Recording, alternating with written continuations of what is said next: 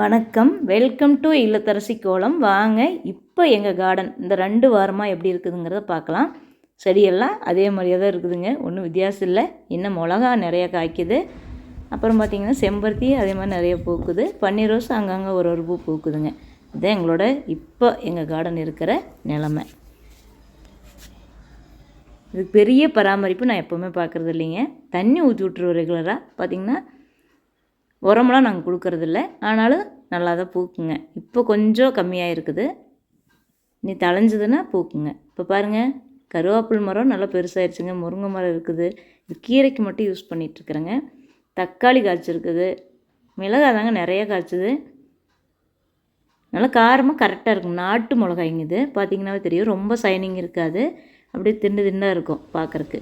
இது நாட்டு மிளகா. இந்த மாதிரி வாங்கினீங்கன்னா காரம் இருக்கும். இந்த வீடியோ பிடிச்சுன்னா ஒரு லைக் பண்ணுங்கள். தேங்க்யூ ஃபார் வாட்சிங்.